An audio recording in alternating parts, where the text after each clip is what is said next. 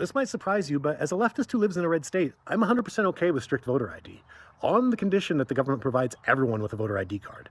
If it's a right every citizen over 18 has, then the government should take care of every aspect of the election, including providing ID.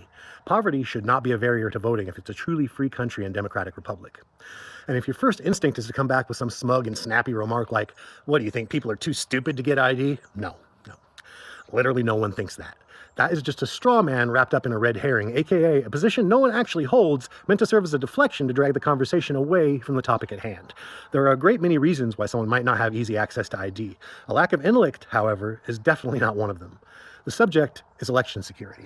The 24th Amendment makes any financial barriers to voting unconstitutional. It's the reason why the states that have already implemented stricter voter ID laws are required to provide no-cost voter ID to those who can't afford them. If you're against this because it's a handout to the poor, then your real concern was never election integrity.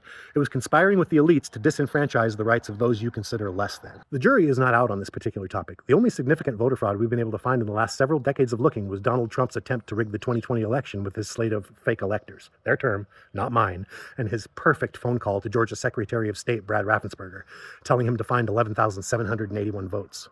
The Bipartisan Policy Center just released a study done over the course of 24 years looking into voter fraud in the U.S., and they found 77 cases, barely over 3 per year on average across the whole country. We don't have a problem in this country with fraudulent voting. We have a hard enough time getting people to exercise their right to vote in this country. More people generally abstain than vote in our midterm elections, and even with our presidential elections, over a third of people typically sit them out. The SAVE Act is not about election integrity. We already have incredibly secure elections. It's about putting as many onerous burdens as possible in front of potential voters, particularly voters of a lower socioeconomic status, in an attempt to disenfranchise their votes. It is the most restrictive piece of legislation in regards to voting that has ever been proposed in the U.S.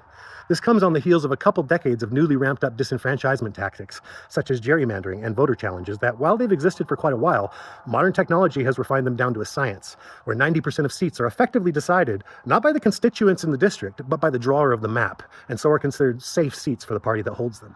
This is the true recipe for political gridlock. If you wanted to make the argument there is pervasive and systemic election fraud in America, this is it. But it's just not counted as such because it's legalized.